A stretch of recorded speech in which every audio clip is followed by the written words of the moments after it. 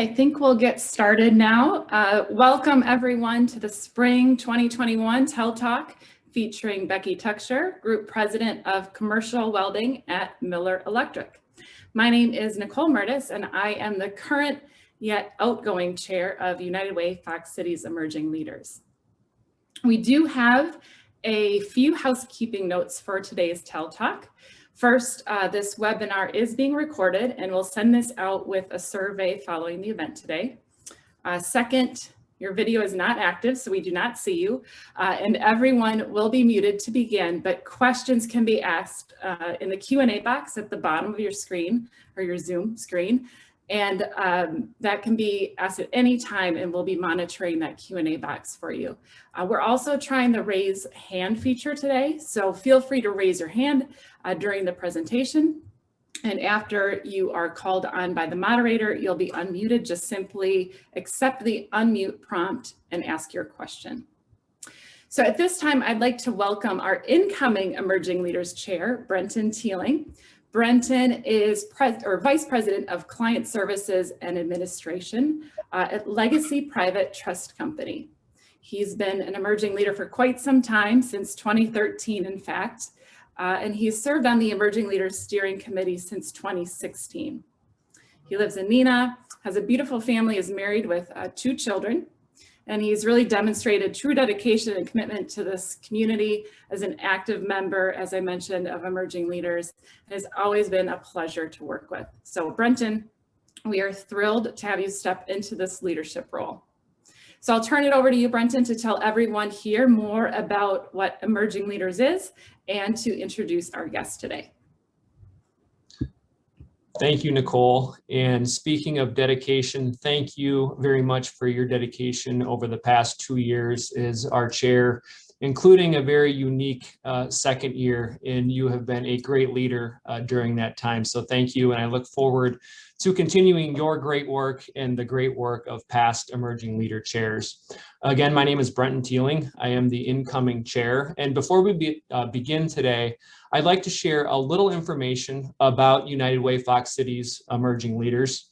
Our group is a group of young leaders investing in our local communities. Financially, our membership contributes $500 or more each year to United Way Fox Cities, and the group is recommended for those age 40 and under. Now, in the photo that you see on the screen, currently you see our original 8 members of the Emerging Leaders group, and now we are very happy, just over 10 years, to count nearly 1,000 members amongst the Emerging Leaders group.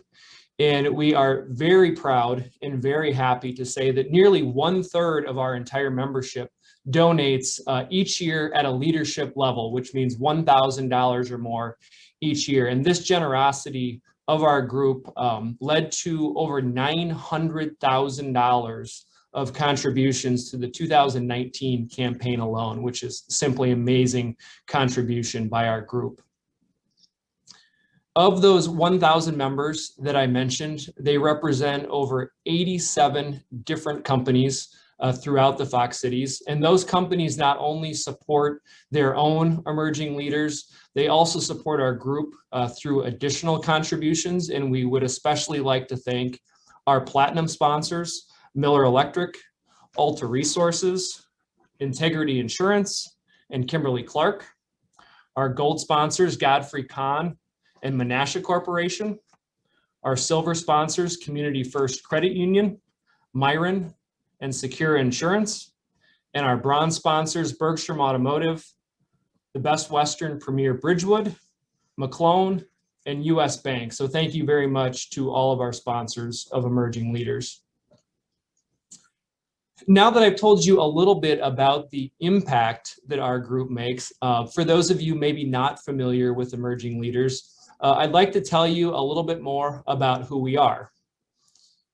You will see very clearly that we are about making connections. We're throughout the year, when able, we host multiple networking events, including social hours and other opportunities. We also are very involved with leadership, both in learning and in doing. Like you are participating today in our TELTalk, We also do professional development trainings throughout the year, lunch and learns, and other leadership events. We are also about community education and community action. One of our signature events each year is the Valentine's Family Festival. This is an event where we host almost 600 kids each year for a day filled with fun activities and family time. Unfortunately, this year, the pandemic compelled us to cancel the event, but we look forward as soon as possible to bringing back that great event each year. At that event, we host a variety of games, crafts, provide books to the kids to promote early literacy.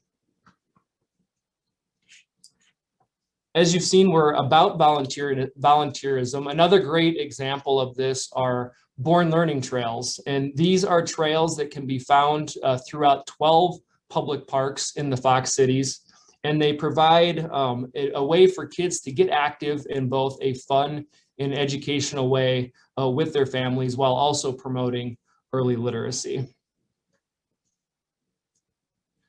The Emerging Leaders has also been long active in volunteering and investing time at the homeless shelter, now Pillars. You can see there on the screen the tremendous amount of time that our members have contributed to this organization and organizations over the past several years. Today, I also would like to say a very special thank you to our Emerging Leaders members that are joining us today. Thank you for your gifts of time and investment in the great work that you do in our community. I also want to invite those of you participating maybe for the first time or thinking about joining us or learning more about the group. The best way to learn more is to hop on the United Way Fox Cities website, on our Facebook page, and LinkedIn as well. I also want to invite all of you to an upcoming event here that we have next week, which is an Emerging Leaders 101, where we go into a little bit more detail about what we do, offer some opportunities, and to have a conversation and a little more interactive in smaller groups. So feel free to reach out to me or any other of our members to learn more about that event. I'd also like to invite anyone interested in learning more about joining one of our committees. We certainly welcome new faces to any one of the 3 committees that we have that plan and promote all of the events and opportunities that we offer to all of our members. Lastly, today here, I wanted to invite you all to stay connected to learn more about the details of our fall TELTalk. I'm certainly hopeful that we are in a much different situation as it relates to the pandemic at that time. But no doubt our featured speaker, Dr. Imran Andrabi, President and CEO of ThedaCare, will certainly offer us fascinating insights and a conversation as to what's going on with respect to the pandemic and in our communities and healthcare over the past year. So I will note that if we are able to, in some fashion, gather in person at that time, there still will be a virtual option to participate in that event. So we would invite all of you to stay connected with us on that and participate with us come September or October this fall. I want to thank everyone for giving me a few minutes here this afternoon now to tell you a little bit more about Emerging Leaders. And it's now my privilege to give you a bit of background and to introduce our featured speaker for today's TELTalk, Becky Tuchscherer. Becky's current role is Group President of Commercial and Greater China Welding at Miller Electric, a wholly owned subsidiary of Illinois Tool Works. The affiliated companies serve local and global customers with total revenues exceeding $10 billion annually. Becky was named Group President in 2014, but originally started with Miller Electric as a financial analyst in 1988, and over the course of that time has held several different financial roles within the company. Becky is a graduate of Gustavus Adolphus College in Minnesota and holds an MBA from the University of Wisconsin-Oshkosh. And not surprisingly, she is very involved in our communities, serving on the boards of the Fox Cities PAC and the Oshkosh YMCA. And notably, Becky was the co-chair of the United Way Fox Cities campaign in 2020 and will continue in that role this year in 2021. So Becky, thank you for your commitment to our communities, and thank you for joining us today, and welcome. Thanks, Brenton. And before I get going, I guess I want to say hello to everyone, but a special thank you to both Nicole and to Brenton for stepping up as leaders within, within the United Way, and maybe a broader thank you to everyone for participating in United Way. So the topic of my conversation today, you see on the screen there, reach, rise, and reflect, your career and your community. I want to give you a little background as to why I chose this topic. Over the years, I've had the opportunity to listen to different individuals at different points along their careers and take away some of the nuggets, or what I always consider nuggets or learnings for myself that I look to incorporate into my career journey. And again, this is something you can do early in your career, mid-career, or late in your career. So that's really the point of today's conversation, and I mean conversation because at points along the way we'll pause and open that up.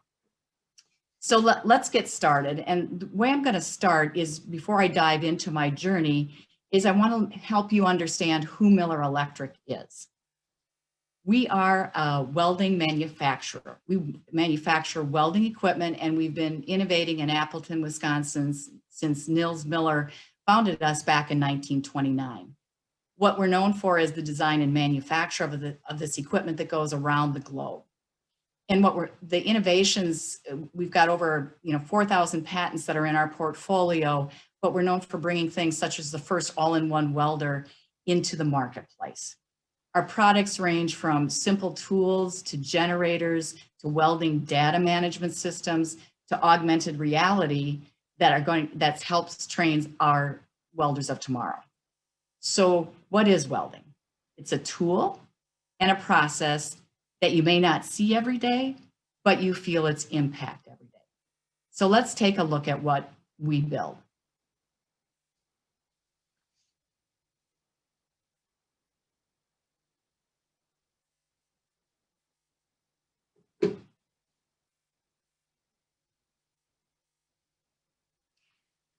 What you saw roll across the screen there are different examples of places where welding makes a difference and matters. We build dreams, which are hobbies that can fuel your passion. We help build industry. And the picture on that was, the biggest shovels on the planet that move tons of earth. We build energy, which is really the lifeblood of our connected world. We build commerce. In other words, it can be built here, but it can go anywhere. And this last picture you see here, we build tomorrow. That's the One World Trade Center, which our products help reconstruct, on that site, this amazing facility that really can rise above the skyline in New York City and is a symbol of what our freedom here is in the US. That's what welding is. But now that's the outside view of the product and in the markets. I want to turn inside and take a look at our people. So inside our walls, you see everything we do is built on the 5 simple words that you see on the screen there. Integrity, respect, trust, shared risk, and simplicity.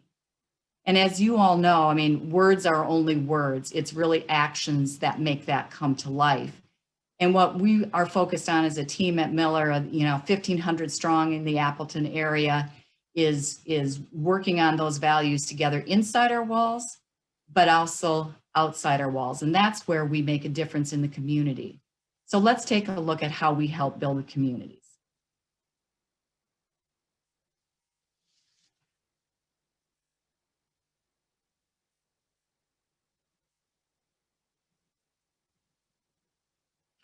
What you just saw there is a sample of some of the places that we volunteer and give back. Feeding America, Pillars, Habitat for Humanity, Fox Cities Diaper Bank, and Junior Achievement. And what you see there is, yes, there are financial components to that, but much as Brenton was highlighting, it's about volunteerism and spending time in our community. And giving of time is equally of importance as giving financially. One of the things, and I'm speaking to the choir here since you're engaged in United Way, but as you give of your time, I really encourage you to find a passion and then find fulfillment by giving back through that passion. And that's really what an element of giving is about. And again, how I see all of those values that we talk about come together both inside our walls and out in the community. So now let's make a pivot here. I'm going to start. Oh, sorry, I forgot one piece. What Miller is part of a larger whole. I just want to highlight that. Is in 1993, we were acquired by a company called Illinois Toolworks. So what I just want to share with you is we're part of a much larger whole. ITW is over $13 billion, and the highlighted piece is a welding segment. So welding is one of 7 segments. And while we are not the largest, we certainly return the most, we provide the largest return to our shareholders, and that's through the innovation that we focus on, along with the strong brand that we have in the Miller brand and the innovations that we bring to market. So now let's shift to kind of the main topic and talking about a career journey. And before I dive into my journey, I just want to share with you this tool that I've used and some things that you can think about as you think about your career, both personally, professionally, and in the community. So first and foremost, what you want to do is take time to do this, because as we get busy in our lives and as you're building your careers, one of the things that I found is, you know, we work hard, we're taking care of families, we're doing lots of different things, and we don't always pause and take the time to think about ourselves. And so what I'd ask you to think about is take that time and think about these things. What are some of the key milestones in your life? And that can be both personally and professionally. That can be successes, failures, and challenges, because all of those things combine together to make us who we are. And then take that time, you know, that reflection is important because that helps you understand where you've been and maybe where, you know, and also where you want to go.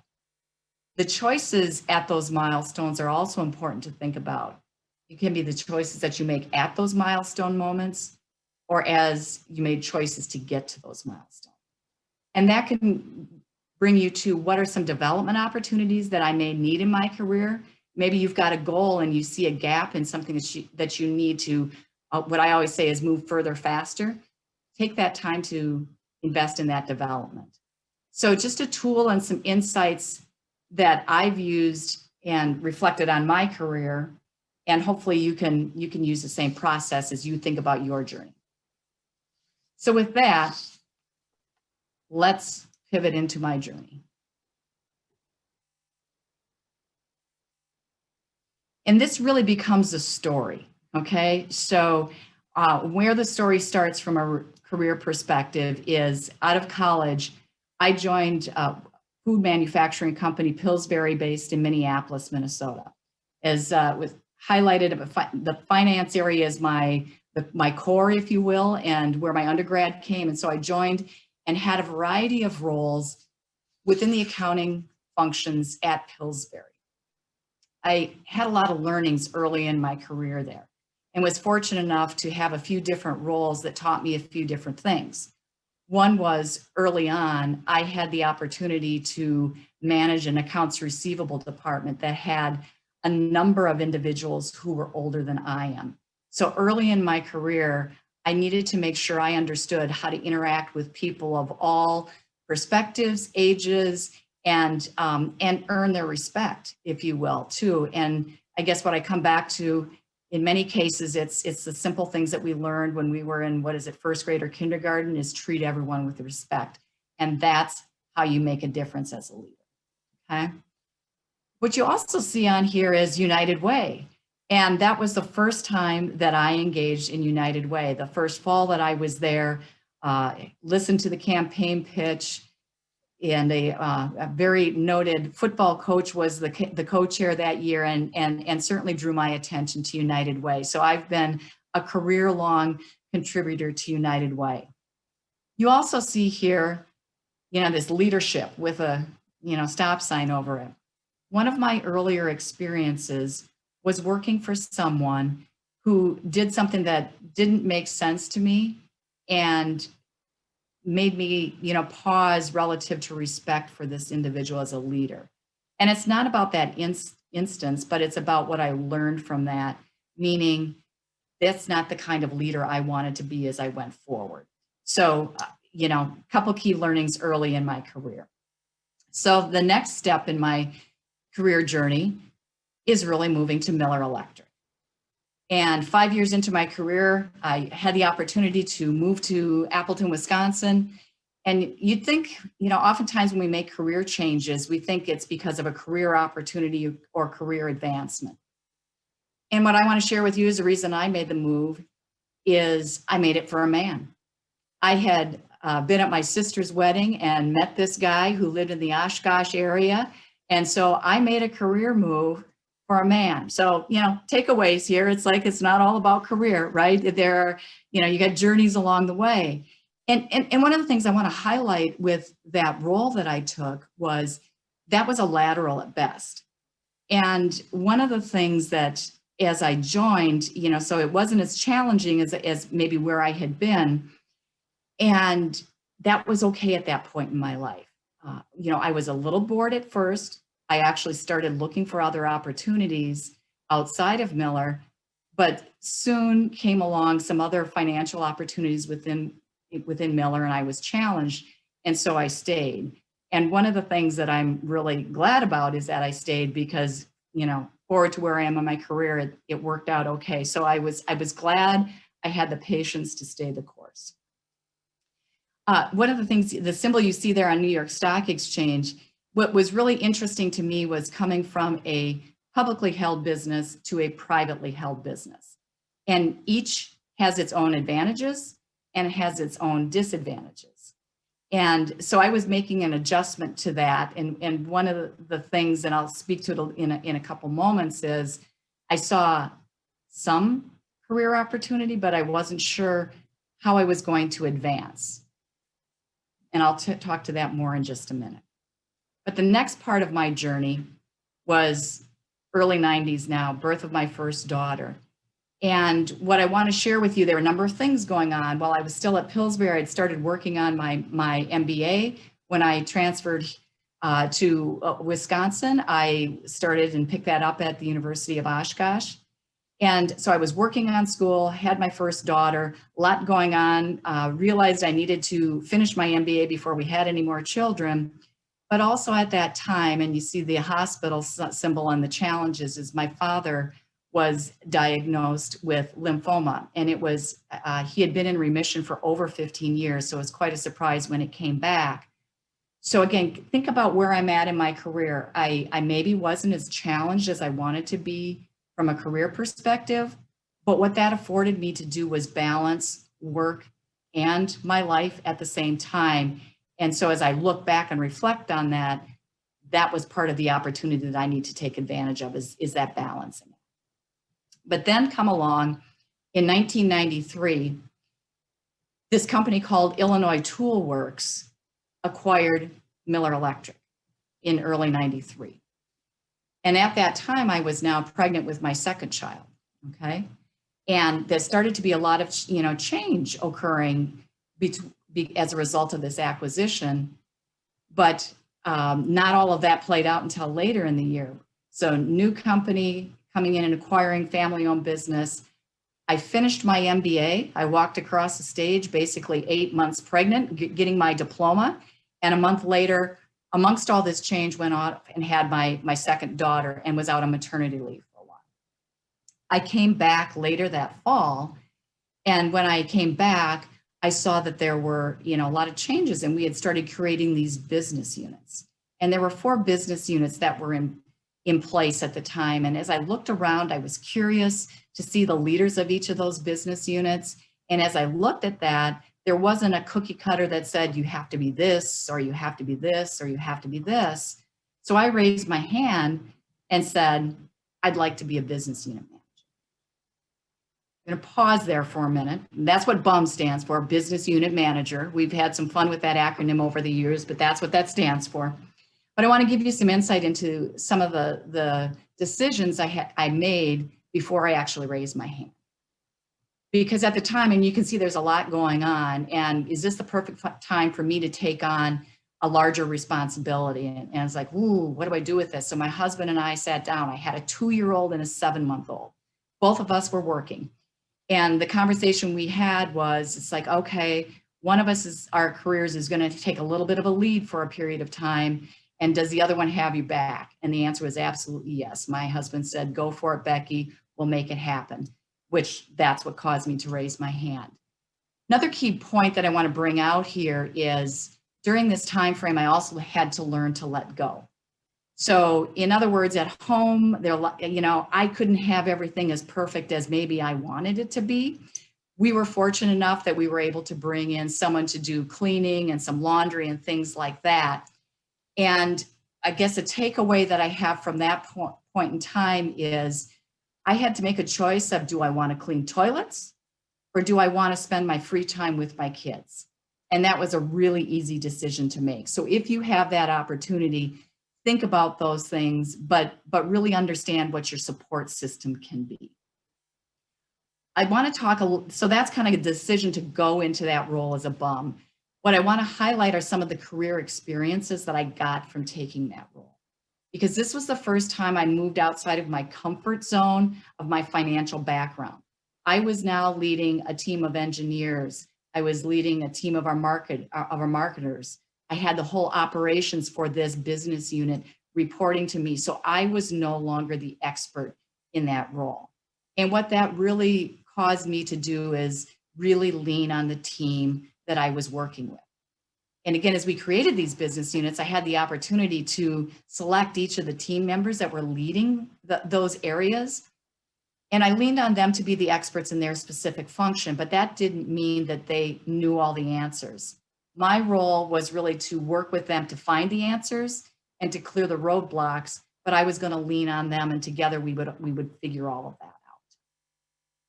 The only other comment I want to make on this is a few months into this role is when our monthly newsletter came out, and there was a title that came out highlighting me in this role, and it said, Miller's only female business unit manager.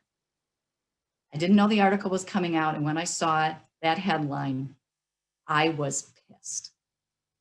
And you wouldn't necessarily think that to be the case, but I was. Because I had never looked at myself as a female leader. I mean, when I started my career, I can do whatever I want to do. There was, yes, this is the package I happened to come in, but I hadn't thought of myself that way. I'll just pause with that, and there'll be an epiphany that I'll speak to later that caused me to think a little bit differently about that. However, what I want to highlight is that only is a recurring theme throughout my career. When you think of welding, it's a pretty industrial business. And in many cases, I find myself not so much inside Miller, but out in the markets in which we serve as an only. And I'm sure many of you on the call here have been an only in one way, shape, or form. And being an only is something that we all need to think about from an inclusive perspective and how we make others not feel like that only. And so that was a real learning for me in that time frame. And then the next step in my career is I spent some time in that business unit role, but then I moved back into the financial side of the business. And while I narrowed my scope in more of a financial perspective, it really broadened my opportunity to see the whole business of Miller, working with the sales team, developing strategies, looking at opportunities for acquisitions. So it was a way I was able to continue to be challenged and grow my career. And one of the other things during this time frame, you see AWS, that's American Welding Society. That was another step out that I took more from a volunteer perspective in our industry, but still staying in the course from a finance committee side of things. So what I want to do at this point is just take a pause and see if you have any questions or comments. Or Alicia, I know that you're looking at some things. Is there anything that we can kind of dive into a little bit deeper for a few moments here? Yeah, hi, Becky. So I do have one question, and it's actually from Benny. So she would like to know, have you had any specific challenges as a woman moving through your career? So it's very interesting. That's a really interesting question. Mm-hmm. Me personally, as a female, I would say I have never had a challenge, okay, that has prevented me or anything personally. Now I know people have, okay? But one of the things that I'll share with you is, again, in the welding industry, and I have been in the welding industry for over 30 years. And again, a lot of people in the welding industry don't look like me. So one of the things that I do when I'm out in the marketplace is I intentionally introduce myself as, hi, I'm Becky Tuchscherer. I've been in the welding, I've been with Miller for over 30 years. So it's a subtle way, which I wish I didn't have to do, but to establish credibility with people that I don't know. So that's one specific way, thing that I've seen and how I've handled it. Thank you. I don't see any more questions in now, but as a reminder, if you do have them, please feel free to add them to the Q&A at the bottom or use the raise your hand feature. Great. So we've spent time talking about what I would consider the first half of my career. And now we'll pivot to the second part of my career. So again, keep in mind, I moved back into a financial role. And early in the 2000s, I had this opportunity to take a role in Glenview, Illinois as this ITW group controller. And the storyline here is, this is a point in time in my career when I said no.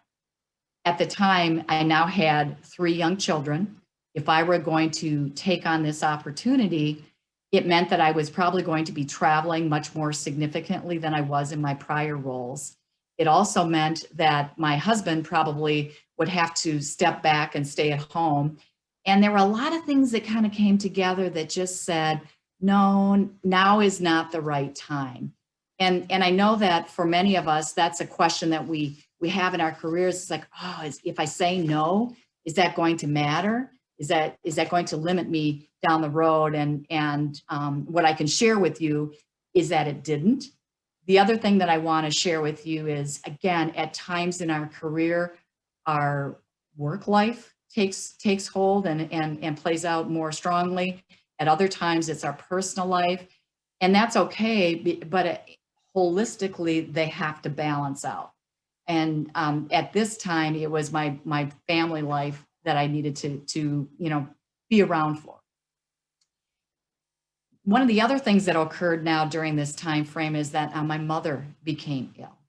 Okay, and it was a time in my life when I had the opportunity to go back as she was at end stages of life, and I went for a short visit. But it was hard to leave. And one of the things I want to call out here is, this is part of the Miller culture, and these are some of the values coming forward. In a financial role at the time, we had annual plans, and that's putting together numbers and all sorts of things. And we were ready to present our annual plan for the next year, but it was right at the end stages of my mother's life. And one of the things I'll never forget is, again, here's where the team stepped forward. And basically, I was told, Becky, you stay where you belong, and we've got this. And it's something, that I'll never forget. And it's also a part of the culture that I try and pay forward. And again, the lesson is, lean on your team. There are others around you that help us get through this. We're never in this alone. And just one other observation, it kind of comes back to this theme. I was staying in the financial world throughout this time frame. And at points I thought, well, maybe I've stayed in that career track a little bit too long. But what that helped me do is really find the time to do some of the more volunteering and starting to engage in different areas of my life, if you will, and part of giving back to the community, which is really volunteering at the Y and also junior achievement. Those were timeframes of which now, while my career, I was being challenged, but I could balance my life with my young children who started swimming, and I started engaging in the Y through some of the team sports, but ultimately that's led to roles on the board and the executive committee, and so rewarding in so many different ways. Also had the opportunity to step into some junior achievement classrooms. Both of my parents had been teachers, and it was one of the things that I'd always wanted to do was teach. Well, now I'd found my way to be able to teach. And a highlight on this is, I think the first class I taught were first graders. And now keep in mind the roles that I had, I was giving big presentations to large groups and all sorts of things. So very comfortable talking in front of people. I got in front of this group of first graders, and at the end of my first session, it was like, whoa, what just happened? I needed to regroup. But again, it was a learning experience for me and a way to give back, and have stayed with junior achievement for a large part of my career here also. One other thing I want to share with you during this time frame, when we think about Miller, we use 80-20 as a principle, meaning focus on the things that matter most. And one of the things, again, during this time frame that another leader within Miller and ITW had shared with me is, that means sometimes, again, you have to say no to things. And he used an example about his family, okay? As I was in these financial roles, while I did some traveling, I wasn't traveling as much as in my role today. And I had this opportunity to go to dinner with some customers one night who I somewhat knew, but I wasn't the main attraction, if you will, in that dinner. Or I had the opportunity to go to my son's high school swim meet. He was a freshman that year. And he had the opportunity to break some school records. Okay, and so I had another decision point to make.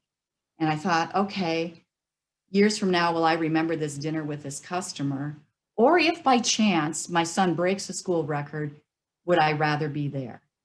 And long story short is, I made the decision to go to my son's swim meet. He set a school record that night, and that's something I will never forget. And I share that with you because, again, here's another time frame. Decisions you make, look at it holistically and focus on what matters to you. Now, I've missed plenty of things, don't get me wrong, but I want to share with you that point because it's about how you make decisions. So then the next point in my career journey was really stepping back into general management. And right as I did that, or right before I stepped into general management, I had the opportunity to, you see that Trigasca symbol there, and that's a company that we acquired. And really, I played a lead role in that. So I had another huge learning at that point in time, which kind of set me up to move into this group vice president or general management role. So now, again, I moved out of my financial background to general management with a number of businesses reporting to me. And again, a time in my career that I stepped outside my comfort zone again, felt as though I was drinking from a fire hose as I'm learning. But this time period, much like when I took that bum role, is when I grew most in my career. And then along the way, though, and think about my conversation about the only female business unit manager. So as I was now is when I started to have the opportunity to have more time to interact with others, hear career journeys, and I was able to engage in our ITW Women's Network. And if you take the symbol of I win, and Josh, if you could kind of give me that one, it's really a symbol of my epiphany, if you will, okay? So listening to others talk about their career stories, and one of those stories was a woman who had been a CEO of Kraft, co-CEO of Kraft, and at one of those talks, she had asked this question: if not you, then who? And that was a huge epiphany for me. Here is when I realized that as a female leader, I had a voice and I needed to use that voice. And that's something I think each of you, whatever your voice is, think about how you use that and where you use that, because You using your voice matters. And that was really a turning point for me in my career. And then the next step in my career really was taking on this group president role that I've been in for the last time frame here. A couple things I want to call out is, at the time I took this role, it was really at a time when welding went through one of its down cycles. And so I stepped into a leadership role that required me along with the team to make some pretty hard decisions. But again, it was a team effort. It wasn't just me thinking about that. Also at that time, we had some other long-term leaders who had retired and left the organization. So it was a period of change within Miller. And so what we really spent time talking about is our culture, and all of us are keepers of what I call our culture. There are 1,500 of us that are part of our culture. And as we think about the things, going back to those values, bringing those together is how we move the business forward at the speed of many versus the speed of one. You see that flag for China. This is where I got my responsibility for working outside of the US. And again, another time where I'm an only. Think how I might look walking down the streets of Shanghai or in our plants. I'm an only in that regard. And then you see that red cross there. As a leader within the commercial platform, one of the things that I really wanted to make sure is that as part of our culture, how are we all giving back? So twice a year, I have a leadership meeting with anybody who's got people reporting to them. And one of the key elements that we do is go out and give back and give of our time during that session. And that Red Cross symbol is an example of one of those experiences that we had. And the story I want to share there is we were in Oshkosh, and part of our team was supplying for the Red Cross. We were going into a neighborhood and offering to put in fire alarms, okay? And one of the teams, were groups of 3, went up to a door, knocked on the door, and asked if this woman would want a fire alarm in her house. And she said, no, I don't need that. But it was, I had just lost my job. She had other issues, and she went on talking about this, all the challenges she had. And one of our team members put her in touch with United Way. And so it's just coming full circle of, giving back to the community. And to me, that's about learning and walking in someone else's shoes. Our team was understanding what that person was going through, and by giving back, we could help make a difference for her. So the last part of my career journey is, you see that a symbol that I think we are all way too familiar with. But before I talk about that, I just, before that hit early last year, I was asked to step forward as a co-chair for United Way, the United Way campaign back in January, February. And I said, yeah, let's do this. I'm ready for this. Well, we all know what happened, and none of us, last year was what none of us expected. And certainly as a co-chair and giving back from United Way was not what I expected at all. But what I saw, not only within Miller, but within the community, is the aggregate team just rang the bell. It was such an uncertain time as we, was first on some of the conversations. What do we expect? We exceeded all expectations. And then I'm going to bring it to Miller's values again is, we knew how fortunate we were, and we asked people to step up, and they did. And to me, that's one of the things that I'm so proud of. It was those simple values in action and on full display with how they stepped forward in this United Ways campaign. And one more thought that I want to leave you with relative to kind of my career journey and how you lean on a team is, I had the opportunity in one of my team meetings for someone to share, and I'm going to repeat this because I think this is something you guys might want to listen to. It's Simon Sinek, And the topic, the YouTube is the most important trait of a leader. So I'm going to say that again. Simon Sinek, the most important trait of a leader. And in the throes of everything that we were going through last year, listen to this talk. And the point that he makes is it's about courage. And it's about letting others have your back, which comes back to the team. It's part of a team again. And I'm going to leave you with one analogy, because when I listened to this clip, it reminded me of my kids and swimming. And I've spent thousands of hours on a bench watching my kids do lap after lap after lap. And when you're practicing swimming, you've got a lane leader, and you'll go for thousands of yards at a time. But at some point, that leader starts to tire, and they gently drift back, and somebody else steps up and leads the lane.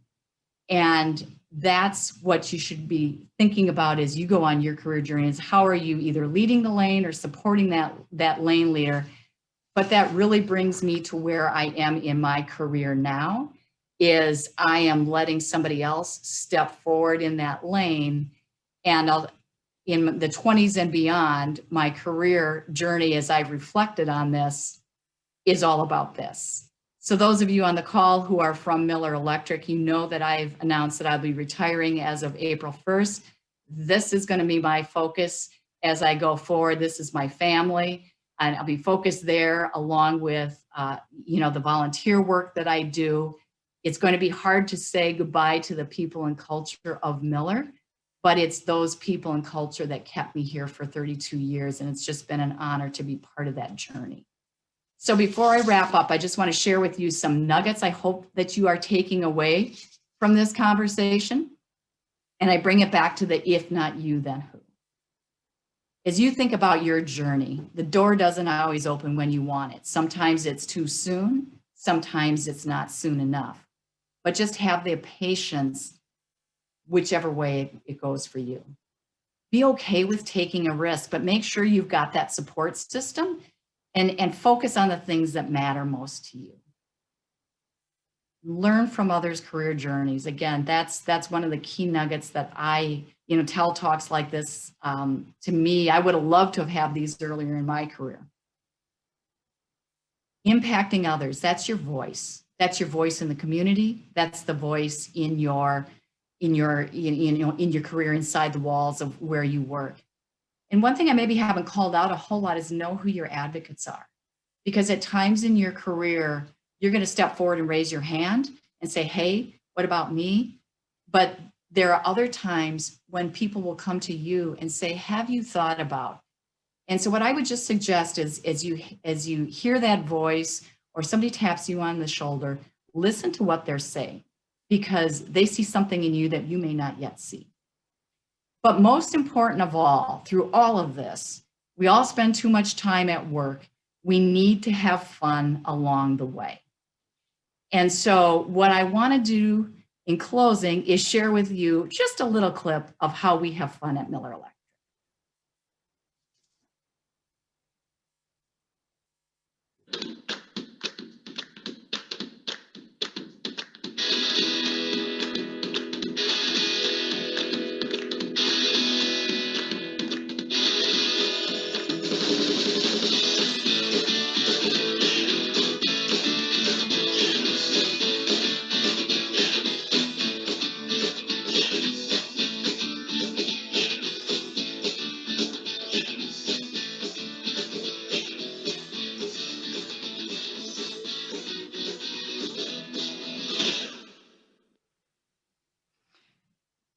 We all determined that we need to keep our day jobs. But that's just an example of the team that we have here at Miller and the fun years.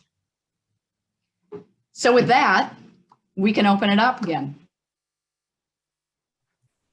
Perfect. I do have some questions, Becky. Okay. So this one comes from Bobby Gadke. They're asking, what challenges have you faced relative to the diversity and inclusion movement embracing corporate world? I'll reflect on my experience at Miller and the experience in the industry. Me personally, within Miller, I've been provided opportunities and never had challenges in that regard. And I feel very fortunate in that way. But it comes back to, I've seen examples and I know people have not come forward with their voices. And so I'll use the example of, describe welding as a technical business. And many industries and people, that you're on the call here, maybe in more industrial businesses. And when you think of industrial business, you think of the word technical. What goes into your mind, or what picture goes into your mind when you hear the word technical? It may not look like me. Okay. And so I've used my voice to challenge that thought process. Or when I hear things like that, it's like, well, what do you mean? Or, we'll think about, well, how could we frame that differently? And so that's kind of some of that unconscious bias and some of those maybe more silent kinds of things that I've had the opportunity to use my voice. Great, thank you. The next question comes from Vanessa Cagle, and she asks, as you moved into those roles that were less familiar, how did you manage not being the expert or having that base knowledge? You mentioned leaning on your team to be the experts. Anything else? I made a career move into an industry that I had almost no knowledge base, and even after 2 years, still find myself feeling like I don't have a base to lean on. Mm-hmm. Yeah, that's being my financial background, there's some element of control. I mean, think about where the word controller comes from, and so there's something inherent in me that, wants to have everything fit in its place. And I have to tell you, letting go and is very uncomfortable. And it's, I would say maybe in the last few years of my career is where I've been okay with that, because I've always felt I needed to know the answers. And again, I think it's through those multiple points. And what it sounds like is you haven't found, kind of who those leaders or that team is that you're going to lean on yet is, just continue to find those people. I've got peers and people I work with, and I know what my strengths are. I just need to make sure I surround myself with others around me that have different strengths than mine. And together we have that whole package. And I don't have one tip. It's hard to let go. I would just tell you that. Okay. And then I have another question from Connor Still. He would like to know, what is something that continues to motivate you to do better than you did before? Maybe this is something I used with my kids as they were growing up. I would always ask them, have you given your best? Have you done your best? Because if that's an A in a class, or if it's in a C in a class, or if it, something else, as long as you've given your best, that's all that matters. So that's really kind of how I challenge myself is, have I given my best? And if I haven't, I need to do a little bit more, but I continue to push myself to do my best, whatever the outcome may be. Great answer.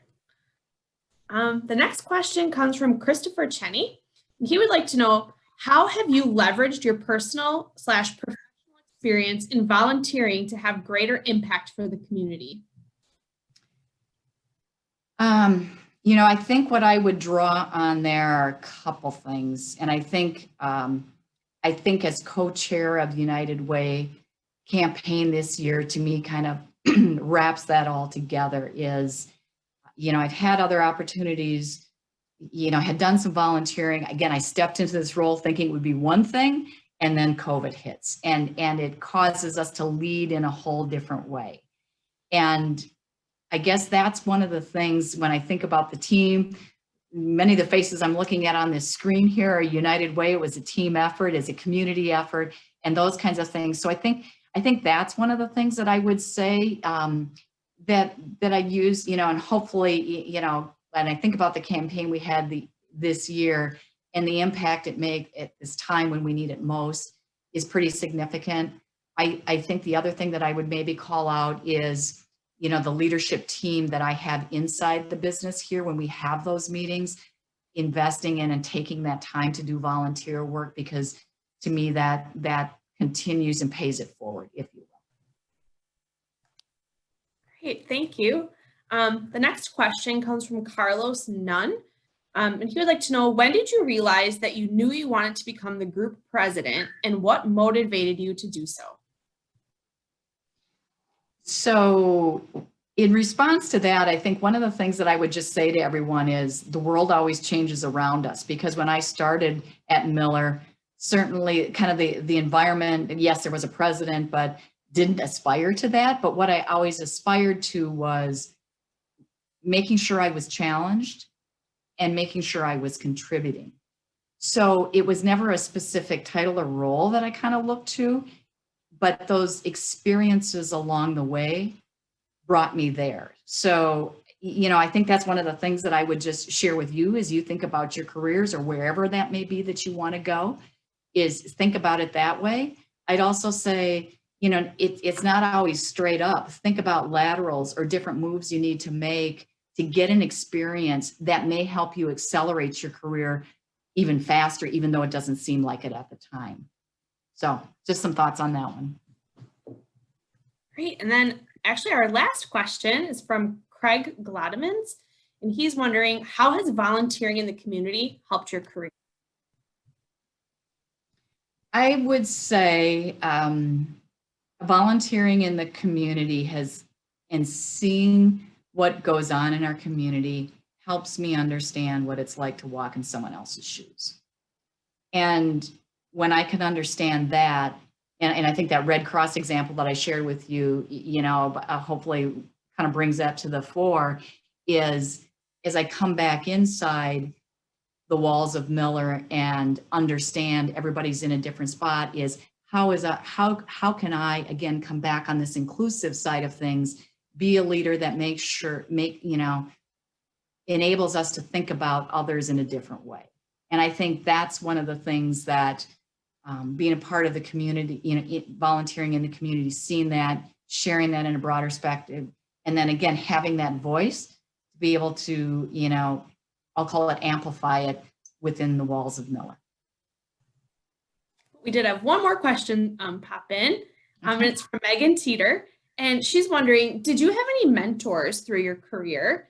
And what were some of the nuggets that you took away from those relationships? I had what I would consider mentors and advocates. And, you know, in conversation or working with those individuals, again, what I would always look for is this trait or this experience or this thing that they did. How can I take that and incorporate that? So, you know, there wasn't one, there are a number of individuals. And again, as you are in your career, think about who your advocates are. Who are the people who have seen you in action, and they can be big helpers of you in your career down the road.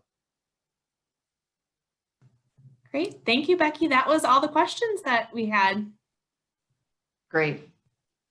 Thank you, everyone.